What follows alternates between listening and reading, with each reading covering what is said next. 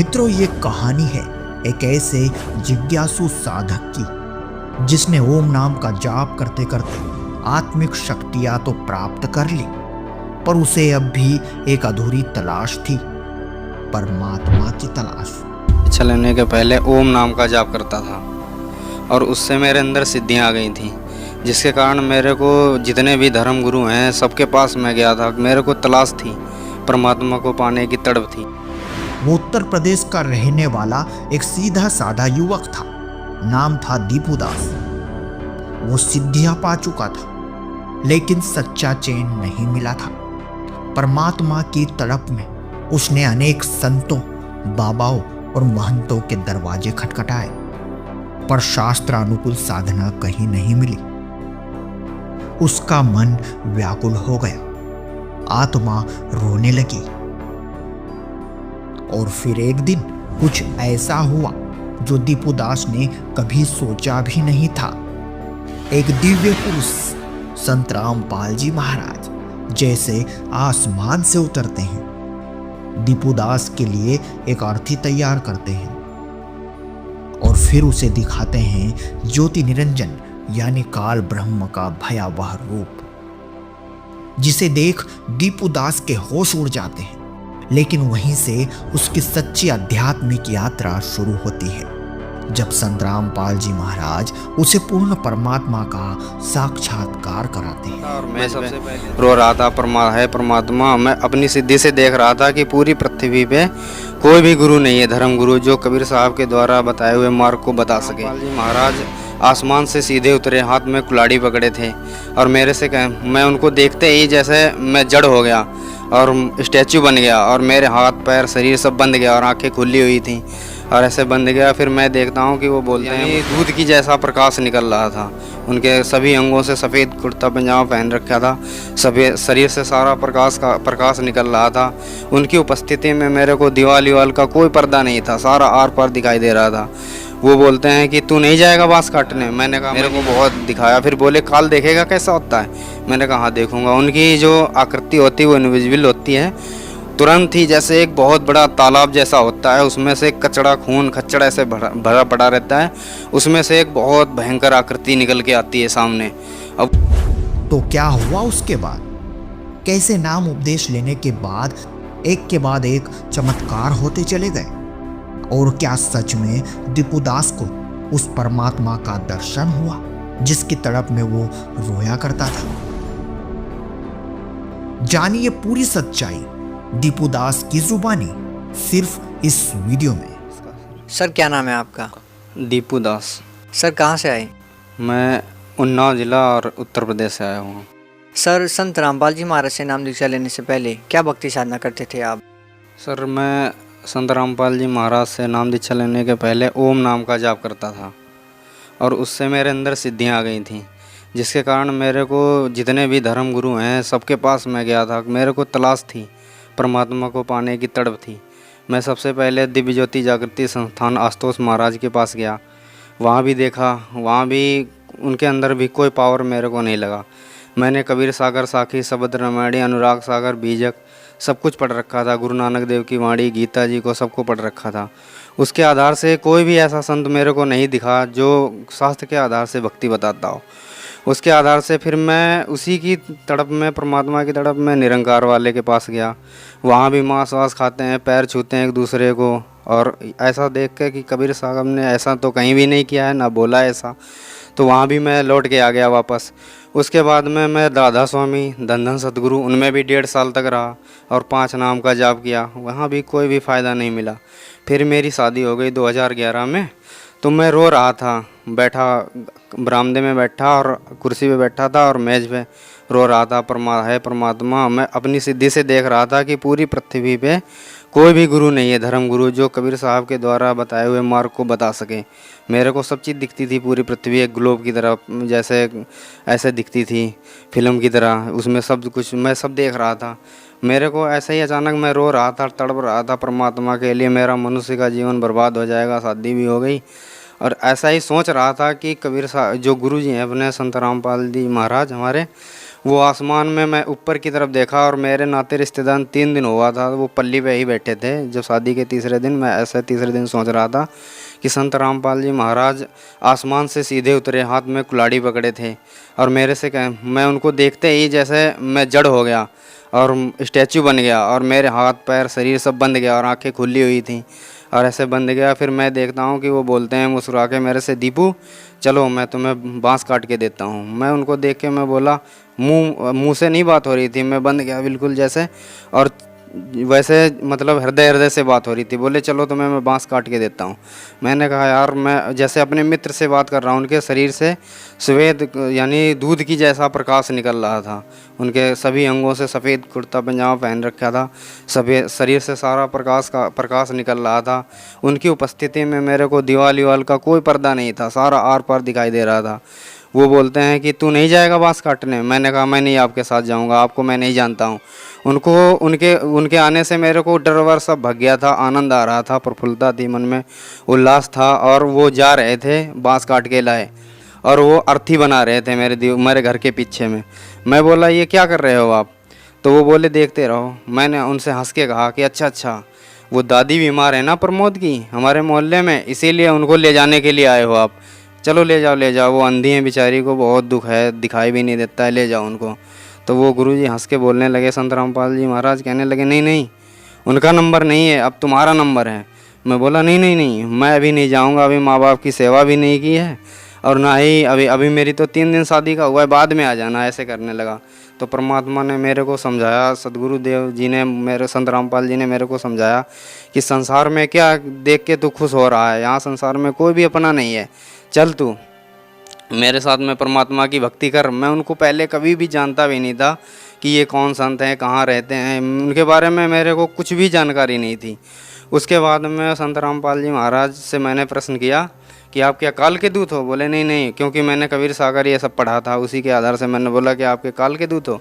बोले नहीं मैं काल का दूत नहीं हूँ। फिर उन्होंने समझाया, मेरे को बहुत दिखाया। फिर बोले काल देखेगा कैसा होता है? मैंने कहा हाँ देखूँगा। उनकी जो आकृति होती है वो इनविजिबल होती है, तुरंत ही जैसे एक बहुत बड़ा तालाब जैसा होता है, उसमें से कचड़ा खून खच्चड़ ऐसे भरा पड़ा रहता है, उसमें से एक बहुत भयंकर आकृति निकल के आती है सामने। अब वो आकृति जैसे चपटा मुँह का है और चपटे मुँह का है, उसके पूरे शरीर से जैसे कोई घाव वाव जैसा फोड़ा फट जाता है ऐसे था, पूरे शरीर में उसके घाव था और वो सड़ा हुआ था बिल्कुल कतई, उसको गंध आ रही थी, बदबू आ रही थी। और वो मेरे को पकड़ लिया उसने पंजे में और मैं झटपटाने लगा, रोने लगा कि है पर मम्मी पापा जितने भी बाहर बैठे थे बचाओ, कोई भी मेरी तरफ नहीं देख रहा था।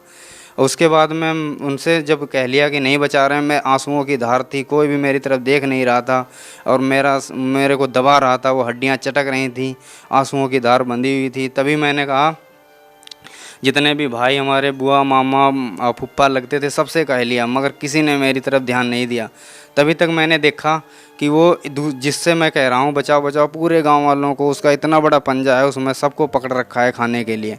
तब मेरे को परमात्मा, मैंने साखियाँ सब पढ़ी थी, तब मेरे को वो श्लोक याद आ गया कि कबीर साहब कहते हैं कि झूठे सुख को सुख कह मान रहा मन मोद, जगत चबेना काल का कुछ मुख में कुछ गोद। उसके बाद में फिर मेरे अंदर एक दिन ऐसा ही और हुआ कि एक बार एक कबीर साहब के रूप में एक बहुत बड़ा सा यानी देव कोई आया फरिश्ता, उसको मैं ऐसे ही कहूँगा फरिश्ता क्योंकि कबीर साहब ही थे वो। उन्होंने कहा कि तुम परमात्मा को देखोगे? मैं बहुत ढूंढता था ऐसे। मैंने कहा हाँ देखूँगा। तो उन्होंने क्या किया, मेरे पेट पे हाथ फेर दिया ऐसे, जैसे पेट पे हाथ फेरा जैसे टीवी में नहीं वो आते हैं चित्र ये सब, ऐसे मेरे को पूरा जितना भी नदियाँ झरना पहाड़ पोखर पूरी पृथ्वी सब दिखाई देने लगा। सारे देश जितने भी जीव जंतु पृथ्वी वैसा सब कुछ दिखाई दिया, नदियाँ झरना बर्फ़ से ढकी हुई पहाड़ियाँ सब कुछ दिखाई दिया। उसके बाद मैं देख रहा हूँ एक पृथ्वी से भी बढ़कर बड़ा एक सरोवर जैसा है, उसमें निर्मल जल भरा हुआ है, उसमें काले काले पक्षी हैं, वो उसमें आते हैं डुबकी लगाते हैं और सफ़ेद बन जाते हैं और एक प्रकाश का जैसा पुंज है बहुत बड़ा और उसमें समा जाते हैं। उसके आगे मेरे को नहीं दिखाई दे रहा था। अब वो चीज़ जब हो जाती है फिर वो प्रकाश का पुंज जैसा बन के मेरे अंदर समा जाते हैं, बोलते हैं बेटा अब तू मुझे ढूंढ लेना। उन्हीं की खोज में मैं इधर उधर भटकता रहा। एक बार और क्या हुआ, मैं फिर परमात्मा ने मेरे को ऐसा कर दिया कि मेरे को अपने आप ही साखी शब्द रामायणी बीजक अनुराग सागर गीता वेद ये सारे सबका सार आने लगा अपने आप ही मेरे को आने लगा अपने अंदर ही। मैं जो भी बोलता अपने आप ही पता नहीं कहाँ से 4-4 6-6 घंटा श्लोक बोलता रहता, वाणियाँ बोलता रहता, मेरे को खुद नहीं पता होता कि मैं क्या कह रहा हूँ।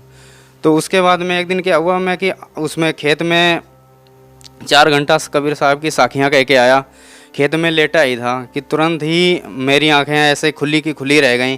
आसमान की तरफ देखा, चांदनी, पूर्णिमा की रात थी, चांदनी थी पूरी और नक्षत्र जगमगा रहे थे। थोड़ी देर बाद देखा 11 बजे का टाइम था रात को कि सारे नक्षत्र चंद्रमा सब गायब हैं, कोई भी दिखाई नहीं दे रहा, चांदनी केवल दिखाई दे रही है। मैंने सोचा कि अभी ये कहाँ चले गए, अभी तो यहीं पे जगमगा रहे थे। ऐसा ही विचार कर रहा था कि मेरे अंदर आनंद आया और हमारी आंखें खुली की खुली रह गईं। अचानक ही एक किताब प्रकट होती है आसमान में सफ़ेद रंग की, और उस किताब पे जैसे हम लोग टाइपिंग करते हैं ना, वैसे ही नक्षत्र चंद्रमा तारा सब कट कट कट टाइपिंग होते हुए चले जाते हैं। फिर वो किताब जो भर जाती है वो गायब हो जाती है। उसके बाद में गुलाबी रंग का कमल निकलता है, अब पूरे आकाश में खिल जाता है। जब गुलाबी रंग का कमल खिल जाता है, उसमें देखता हूँ कि गरीबदास जी महाराज गेरुए रंग की जो ड्रेस पहने हैं, कपड़े, उसको पहन के सिरा उस पे आसन पे जैसे उसमें है, और वैसे बैठे हुए हैं, आशीर्वाद ऐसे दे रहे हैं, मुस्कुरा रहे हैं और ऐसे ऐसे भाव भी मेरी तरफ कर रहे हैं। मैं उनको जानता भी नहीं था, और इतना कोमल, इतना वैसा पारदर्शी शरीर, जैसे कमल की पंखुड़ियों से भी हल्का आर पार दिखाई दे रहा। उनके शरीर से यानी सोने जैसी लाइट निकल रही थी पूरे शरीर से। और जैसे कहते हैं वेदों में कि उस लोग कहते हैं कि उसकी प्रतिमा कोई नहीं है, तब मेरे को परमात्मा के बारे में समझ में आया कि संसार में वास्तव में उसकी कोई प्रतिमा नहीं है, उसके जैसा कोई है ही नहीं यहाँ पे संसार में। इस प्रकार से देखा। और फिर एक बार मेरा जो दोस्त है, अब भगत है वो पहले, तो मैं एक बार ऐसे ही परमात्मा का ध्यान करते करते, नाम भी नहीं लिया था उसके पहले कि ये सब घटनाएं, ऐसे ही ध्यान करते करते मेरे को एक दोस्त आया मेरा और गाड़ी में बिठा के ले गया आसमान में। वहाँ पे बिना नींव, कमल खिला हुआ है, बिना नींव का मंदिर है, और वहाँ पे हिंदू, मुस्लिम, सिख, ईसाई, ये कोई भी वैन नहीं है, सभी धर्मों के लोग आ रहे हैं, आपस में मिल के रह रहे हैं। फिर आपस में वहाँ पे बिना नींव का वो कमल का फूल है, कोई उसका आधार नहीं है, उसमें आरती हो रही है। उसको देख के वहाँ पे बहुत शांति है, कोई भी लड़ाई झगड़ा नहीं, कोई जुरिडिक्शन बाउंड्री नहीं, कोई समय सीमा, मुल्क, दायरा, जात पात, वहाँ कुछ भी नहीं। उसको देख के मैं सोचा कि मैं यहीं रहूँगा, यहीं रहूँगा।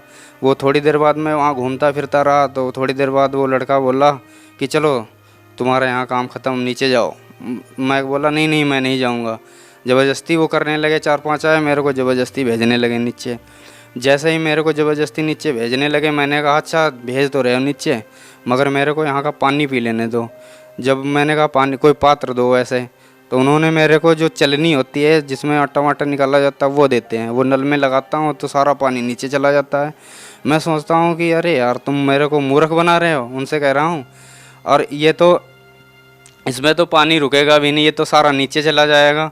तो वो उसने कहा कि इसी प्रकार से बिना गुरु के सारा ज्ञान जो भी अर्जित करोगे सब नीचे ही चला जाएगा, टिकेगा कुछ भी नहीं। तो इस प्रकार से फिर मैं गुरु की तलाश में निकला। फिर मैं दिल्ली में आ गया। तो दिल्ली में ज्ञान गंगा मेरे को एक भगत जी ने दी। भगत जी ने जब ज्ञान गंगा दी, उसको पढ़ा। जो वो ज्ञान जो मेरे अंदर पहले से फीट गया था परमात्मा ने, जो मेरे को परमात्मा ने बताया था, सदगुरुदेव रामपाल जी ने, और जो पहले से बताया था उसी में सब कुछ लिखा मिला वैसा ही। वो मेरे को पढ़ने से पहले ही पता चल गया पूरा। एक लाइन पढ़ता, आगे ज़्यादा समझ में आ जाता। उसके हिसाब से फिर गुरुजी का एक दिन सत्संग मेरे को देखने को मिला।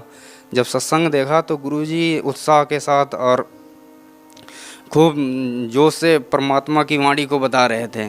और ऐसा मैंने अन्य संतों के पास गया, वो केवल सद्गुणों की पुष्टि करते हैं पहले, फिर उसके बाद में अपना मत प्रकट करते हैं। अपना मत प्रकट करने के बाद जीवों को सम्मोहित करके, यानी वाणी से वो करके, फिर उनको पाखंड, आडंबर, बाहरी कर्मकांड ये सब बताते हैं, जिससे उनकी जीवों की बुद्धि नष्ट हो जाती है।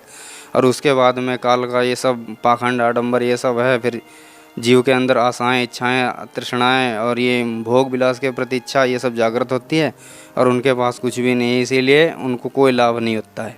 तो फिर सदगुरुदेव उसने बताया मेरे को, उसमें एड्रेस पे पढ़ा कि बरवाला में। ये गुरुजी को देख के ही मैं पहचान गया कि अरे ये तो वही वाले गुरुजी हैं जो मेरे को पहले मिले थे। पहले जब मैं जानता भी नहीं था इनको, तो मेरे को पता करना था कि कहाँ। उनसे भगत जी से पूछा कब चलोगे। मेरे को इतनी तड़प हुई कि वो आए ही नहीं। फिर मैं 2013 में 4 अप्रैल 2013 में जब वो दोबारा करौथा वाला आश्रम ही मिला था, वो ऐसे ही विवाद चल रहा था, मैं फिर भी चला गया वहाँ। और वहाँ जाके सदगुरु जी के वहाँ जाके नाम दीक्षा ली। और वहाँ जाते ही मेरे को ऐसा लगा कि जैसे मैं इन सबको पहले से ही जानता हूँ, और उन सब से इतना हिल मिल गया कि वो सब अपने जैसे लगने लगे। वहाँ जाके ऐसा भाव, ऐसा कि ये तो वहाँ तो ईंट पत्थर में हम भटक रहे थे, धक्के खा रहे थे, ये तो जागृत मंदिर है। सब जितने भी थे वो हम ईंट पत्थर के देवता बनाए हुए थे, यहाँ तो सारे देवता ही देवता हैं। उनसे मिलकर मेरे को बहुत खुशी हुई। कोई भी बुराई नहीं, कोई नशा नहीं करते, कोई भी उनके अंदर बुराइयां नहीं है, नशा और ये जितनी भी दारू गांजा भांग तंबाकू ये कुछ भी नहीं करते। और उन्हीं वही फिर परमात्मा से नाम दीक्षा ली वहाँ पे, और नाम दीक्षा से फिर भक्ति स्टार्ट की परमात्मा की। सर, आपने लगभग हिंदुस्तान के सभी प्रसिद्ध धर्मगुरुओं से, उन पंथों से जुड़े, उनसे आपने नाम दीक्षा ली, उनसे आपको कोई संतुष्टि नहीं हुई। सर, संत रामपाल जी महाराज से नाम दीक्षा लेने के बाद आपको संतुष्टि हुई। संत रामपाल जी महाराज ने आपको ऐसी क्या बातें बताई जिससे आपको संतुष्टि हुई और अन्य धर्मगुरुओं से वो बातें आपको सुनने को नहीं मिली? सर जी, ऐसा हुआ था, मैं इससे पहले राधा स्वामी में था। राधा स्वामी में 5 नाम देते थे। उस नाम से क्या हो रहा था कि मैं उसका जाप करता था, 1.5 घंटे 2 घंटे करता था, 2.5 घंटे करता था, जिसके कारण जो मेरा मन है वो शांत नहीं हो रहा था। मेरे अंदर हजारों प्रश्न थे कि परमात्मा कैसा है, कहाँ है, ऐसे।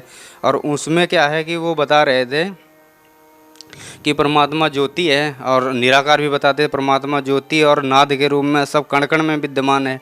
और वहाँ निराकार ही निराकार है, चेतनता ही चेतन है, निराकार है परमात्मा। वहाँ बूंद ऐसे समा जाती है जैसे समंदर में पानी की बूंद, और मोक्ष हो जाता है। मगर जब मैंने परमात्मा की वाणी पढ़ी थी तो उसमें कबीर सागर में लिखा था परमात्मा सा शरीर है, और उसके एक रोमकूप में अरबों खरबों सूर्यों का प्रकाश है अकलोक में। और वहाँ जो आत्माएं चली जाती हैं वह उनके शरीर के अंदर 16 सूर्य चंद्रमा की मिली जुली रोशनी, ऐसी रोशनी है उनके अंदर जिसमें वो जलन गर्मी ना हो, ऐसी रोशनी है। तो उसी आधार से मैं उसमें शांति नहीं मिल रही थी। मैं ढूंढ रहा था कि ऐसा कौन सा गुरु मिले। जब मैं गुरु जी के पास आया तो मेरे अंदर जो विकार थे वो धीरे धीरे 3 स्थिति में नाम देते हैं, क्योंकि संत रामपाल जी महाराज हैं, वो गीता जी में जैसे लिखा हुआ है 17वें अध्याय के 23 मंत्र में, ओम तत्सत इति निर्देशाय त्रिविद्या। तो 3 विधि हैं परमात्मा को, सच्चे परमात्मा को पाने के लिए। इसी प्रकार गुरु ग्रंथ साहिब में भी लिखा हुआ है कि ओम तत्सत, गुरु ग्रंथ साहिब में लिखा हुआ है कि सच्चा सतगुरु सोई कहावे, 2 अखड़ का भेद बतावे, एक लखावे एक छुड़ावे, एक लखावे दृढ़ावे, तो निज प्राणी घर को जावे, भाग भाग 2 अक्षर भाग, होगा खसम तो लेगा राख। तो इस प्रकार से, और नानक साहब कहते हैं कि एक शब्द नानक दी मन बसिया, नानक होत निहाल, 52 अक्षर लोक तेरे सब कुछ इन्हीं माही, वो अक्षर खिन जाएंगे, वो ये अक्षर खिन जाएंगे, वो अक्षर इनमें नहीं। तो इस आधार से मैंने जब उनके पास जाकर देखा, फिर मैंने कबीर सागर भी पढ़ा था, 10 मुकामी रेखता था, कबीर साहब की वाणी थी, कर नैनो दीदार महल में प्यारा है, हो घोड़े सवार भरम से न्यारा है। ये सारी वाणी पहले से मेरे को याद थी। उसके आधार से जो पहला मंत्र था ये बताते ही नहीं थे, और ये मंत्र ऋण, ये जो देवी देवताओं का कमलों का जो मंत्र होता है इनसे निकलने के लिए, वो बताते नहीं थे। और मेरे को ऐसा लगता था कि ये भी हमारे बुरे नहीं हैं, क्योंकि जो ये देवी देवता हैं, क्योंकि पूरी सृष्टि ये हमारा परिवार है। और इसी प्रकार से वो कुछ बताते भी नहीं थे। पहला मंत्र बोलते थे कि ब्रह्मा विष्णु शिव से क्या हमें लेना देना है, हम तो इसके त्रिकुटी के ऊपर जाएंगे। और हम इसी चक्कर में मेरे को शांति भी नहीं मिल रही। तो ऐसा हुआ कि उनके द्वारा नाम करके जाप देख लिया मैंने। पहले ओम नाम जो जपा था उससे जो नाद ये 5 बताते थे, नाद ध्वन, तो जब हम शरीर को खाली करके ऊपर आते थे तो त्रिकुटी के अंदर एक ज्योति जैसी जलती दिखाई देती थी। ये जब सुन्न हो जाता था पूरा शरीर, यही नाड़ियाँ ये घंटे की तरह टन टन जैसे बोलती सुनाई देती थी। उसके बाद में जो आपस में ये कमलों से खिंचाव होता था, यही बीड़ा की तरह आवाज़ करती थी जैसे धुन। और हृदय के अंदर ये ढोल जैसा जब खाली हो जाता है गड़गड़ ऐसा बजता है, मुरली की आवाज़, ऐसे श्वास से शंख जैसी आवाज़। तो इसी चीज़ को ये बताते थे। मगर ये तो केवल काल का लोक है, उस अवस्था को मृत जीव शरीर को छोड़ के जाता है तो ब्रह्मलोक की केवल प्राप्ति है। मगर जब सदगुरु देव के पास आकर मैंने देखा कि वो सतलोक की बात बता रहे हैं, और सत्यनाम भी 2 अक्षर का जो है वो मेरे को सदगुरुदेव से ही मिला। सर सतलोक आश्रम बरवाला में आपने संत रामपाल जी महाराज से नाम दीक्षा ली, तो सर संत रामपाल जी महाराज से नाम दीक्षा लेने के बाद आपको क्या क्या लाभ हुए? सबसे पहले तो मेरे को जो हमारे अंदर बहुत से प्रश्न रहते थे कि परमात्मा कैसा है, कहाँ मिलेगा, ऐसे वो तलाश ख़त्म हुई और हमारे अंदर जो तड़प थी वो भी शांत हो गई। जो हमारा मानसिक, आध्यात्मिक, शारीरिक, भौतिक पतन हो चुका था वो सदगुरुदेव के यहाँ आने से फिर से उत्थान चालू हुआ। और हमारी जो इंद्रियां हैं ये भी कम, मतलब हमारे परमात्मा के जाप के, जब सदगुरुदेव रामपाल जी के द्वारा सतनाम के जाप करने से जो हमारी इंद्रियां हैं, हमारी जो बुद्धि है जो बिल्कुल ख़त्म हो चुकी थी, उसमें क्या है कि परमात्मा के नाम से उस बुद्धि को निर्मल कर दिया। अब हमको कोई भी कहता है, कुछ भी कहता है, तुम्हारे गुरुजी ऐसे हैं वैसे हैं, कुछ भी ऐसे वैसे, कोई भी फ़र्क नहीं पड़ता है। तो संत रामपाल जी महाराज के यहाँ नाम लेने से क्या हुआ कि मेरे अंदर सभी विकार दूर हो गए। उसके बाद में मेरा सर दर्द करता था आधा, क्योंकि मैं सोचता रहता था, ऐसे ज़्यादा चिंतन करता था, इसलिए सर दर्द मेरा आधा किया करता था। सदगुरुदेव के यहाँ नाम दीक्षा लेने से वो सर दर्द भी ख़त्म हो गया। आज मेरे को 3 साल हो गया, सर दर्द नहीं हुआ। उसके उपरांत एक बार क्या हुआ कि मेरे को पहला नाम लिया था, दूसरा हाजिरी लगवाने के लिए आना था। मैंने 13 ड्यूटी की थी केवल कंपनी में, और मेरे को कमरे का भी किराया देना था, वो सब देना था, रूम रेंट का, ये सब। मैं घर चला गया था, दादी बीमार थी। उसके बाद मैं लौट के आया तो उसमें देखता हूँ कि मेरे पूरे महीने की सैलरी आई हुई है। तो ये सदगुरुदेव की कृपा से मेरे को लाभ मिला। और उसके बाद में जो भी बरवाला कांड में जो मैं अंदर गया, जेल में भी चला गया गुरुजी के वहाँ पे, तो वहाँ भी मेरे को बहुत ऐसे लाभ हुए कि वहाँ जाने से मेरे अंदर दृढ़ता आ गई। दृढ़ता आने से क्या हुआ है कि अब मेरे को कोई भी कुछ भी कहे, मेरे को ये पक्का पता चल चुका है। जैसे गीता जी के 17वें अध्याय के मंत्र नंबर 29 में कहा है कि जरा मरण मोक्षाय माम आश्रिते यतन्ति ते तत् ब्रह्म विदु अखिलम चाध्यात्म कर्मम। तो परमात्मा ने भी कहा है कि वो सारी इच्छाएं, जो आशाएं, तृष्णाएं, कामनाएं थीं, वो सारी ख़त्म हो गई अंदर जाके। और मुझे ये भी पता चल गया कि कौन अपना है कौन पराया है। कोई भी मेरे से मिलने नहीं आया, इतने नाते रिश्तेदार सब ने साथ छोड़ दिया। अब मेरे को कोई भी अपना नहीं दिखाई देता है। अब मेरे को सदगुरु के अलावा कोई भी अपना नहीं दिखाई देता है। सर बरवाला की घटना के दौरान आप जेल में रह के आए हैं। सर संत रामपाल जी महाराज में आप अभी भी विश्वास वैसा ही रखते हैं जैसे पहले रखते थे? हाँ जी बिल्कुल, मैं अब उससे भी ज़्यादा विश्वास रखने लगा हूँ। पहले तो हो सकता है कहने से मैं डगमग भी हो जाता दूसरे से। सर बरवाला की घटना के दौरान आपके साथ अत्याचार हुए, जेल में भी आपके साथ अत्याचार हुए होंगे। सर उसके बाद भी संत रामपाल जी महाराज में आपका पूर्ण विश्वास है, कैसे? ये ऐसा है कि संत रामपाल जी महाराज हैं जो वो शास्त्रों के अनुसार से भक्ति बताते हैं, और हमने सारे प्रमाणों को, हम आज शिक्षित हैं, सब शास्त्रों को पढ़ के उनके चरणों में, उनके शरण में गए थे, उनसे नाम दीक्षा ली। और इसी आधार से सब एक एक पॉइंट को बताने के लिए एक पॉइंट बताते हैं गुरुजी, 6 प्रमाण देते हैं। एक सत्संग, एक बात बोलते हैं, उसके लिए 6 प्रमाण देते हैं। जिसके कारण गुरुजी ने क्या किया है कि सारे प्रमाणों को, शास्त्रों को खोल के हमारे सामने रख दिया। अब सारे ज्ञानी बना दिया गुरुजी ने। अब हमको खुद पता चल चुका है, क्योंकि सदगुरु जो आते हैं ना, वो ऐसी लीला करते रहते हैं, क्योंकि वो नकली शिष्यों से छुटकारा पाने के लिए ऐसा करते रहते हैं। जैसे गुरुजी ने कहा भी है कि सदगुरु ऐसा चाहिए जैसे सूप स्वभाव, सार सार को गहे रखे, थोता दे उड़ाए। जैसे एक आम का पेड़ होता है, वो जब छायादार वृक्ष के रूप में परिवर्तित हो जाता है तो उसमें फिर फूल आता है। फूल, सारे फूल फल नहीं बन जाते हैं। उसको फल बनने के लिए उसमें गर्म सर्द हवाएं भी चलती हैं, गर्मियों का मौसम होता है बहुत, और उसमें जिन सब फूल झड़ जाता है, वही टिक पाता है, फल के रूप में परिवर्तित हो पाता है, जिसकी पकड़ मजबूत होती है।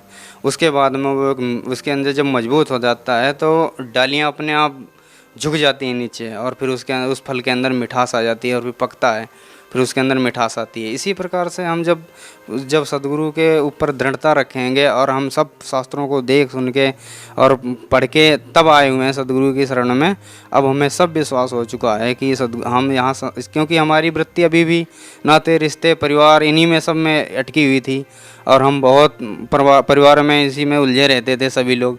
अब जब जेल के अंदर चले गए तो हमें ये पता चल गया है कि संसार में कोई अपना नहीं है, और हम अकेले हैं, इस संसार में अकेले आए हैं, अकेले ही जाएंगे।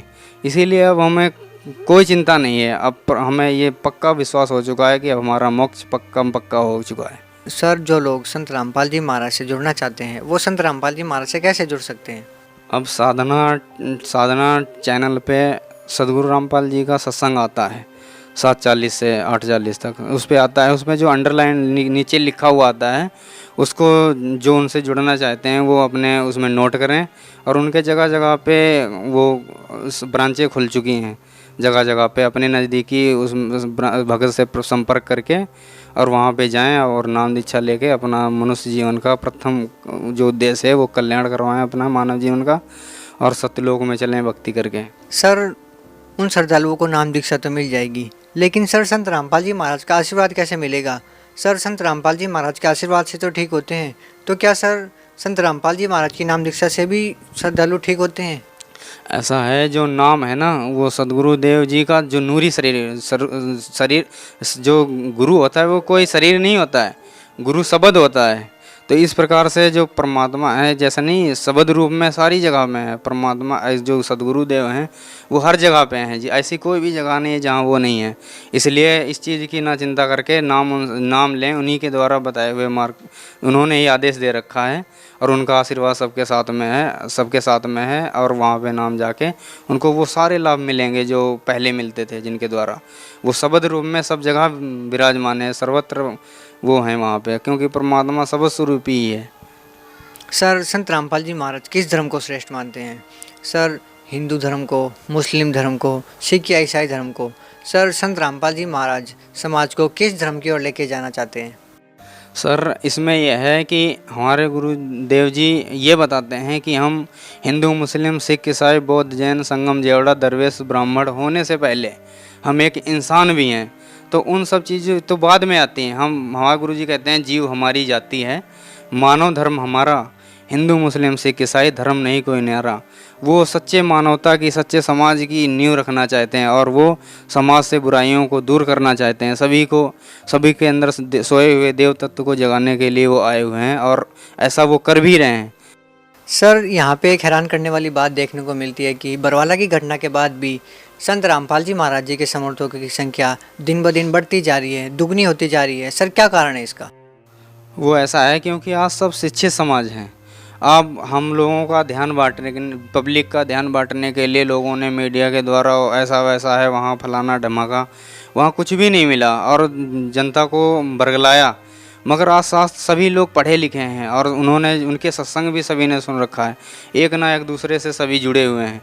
उसके आधार से उन्होंने तर्क शास्त्र के द्वारा और उसमें शास्त्रों के आधार से उन्होंने सारा कुछ देख के, और उन्हें अब पता चल चुका है पूरे समाज को ये एक षड्यंत्र था, साजिश थी उनको फंसाने के लिए, क्योंकि उनके 1-1.5 लाख हर महीने में शिष्य नए जुड़ने लगे थे। इसीलिए उनका ध्यान बांटने के लिए ये करवाया गया कांड, ये सब पूरा शासन प्रशासन। सर, यदि कोई श्रद्धालु ज्ञानगंगा पुस्तक को लेना चाहते हैं तो सर वो कितने पैसों में मिलेगी और कैसे मिलेगी? जो साधना चैनल है ना, उस पर लिखे हुए नंबरों पे संपर्क करें और अपने घर में ही बैठे मंगवा लें। सर, भगत समाज को क्या कहना चाहेंगे? भगत समाज से हम यही कहना चाहते हैं कि जो शास्त्र विरुद्ध साधनाएं हैं जितनी भी, जैसे हमारे गीता जी में मना कर रखा है 7वें अध्याय के 20 में कि जिनकी बुद्धि माया के द्वारा चुरा ली जा चुकी है वो अन्य देवी देवताओं की पूजा करते हैं। तो इसी प्रकार से अब हम उस चीज़ को ना समझ के अब सदगुरुदेव संत रामपाल जी महाराज जो परमात्मा स्वरूप हैं, कबीरदेव के अवतार माने जाते हैं, वही हैं, और उनकी शरण में आए और शास्त्र के अनुसार भक्ति करें और अपना कल्याण कराएं और मोक्ष करवाएं। सर, यहाँ में एक और बात देखने को मिलती है कि संत रामपाल जी महाराज जी के शिष्य गीता, वेद, पुराण, बाइबिल सभी धर्मशास्त्रों के बारे में बहुत गहरा ज्ञान रखते हैं, जबकि देखा जाता है कि आज के समाज में जैसे कंप्यूटर युग चल रहा है, सर इस युग में धर्मशास्त्रों के बारे में इतना ध्यान नहीं दिया जाता। लेकिन सर, संत रामपाल जी महाराज जी के शिष्य सभी धर्मों के शास्त्रों के बारे में इतनी गहरी जानकारी रखते हैं। सर, क्या कारण है? ऐसा है, जैसे समुद्र का अध्ययन करना है तो हम लेबोरेटरी में समुद्र को नहीं ला सकते, उसकी कुछ बूंदों के हिला के हम पूरे समुद्र की गुणवत्ता और इसमें क्या क्या गुण है ये सब पता लगा सकते हैं। इसी प्रकार से हमारे जो गुरुजी हैं वो बहुत जल्द सभी शास्त्रों को, गीता जी को, वेदों को, यानी तुलनात्मक तरीके से उसका जो सार निकाल के दे देते हैं वो जो की है मास्टर आपकी जो पूरे शास्त्रों का ज्ञान, और वो सब सिंपल लैंग्वेज में बताते हैं, जिसके द्वारा उन्हें आसानी से समझ में आ जाता है और वो बहुत जल्दी ही उस ज्ञान से परिपूर्ण हो जाते हैं। सर बहुत बहुत धन्यवाद आपका।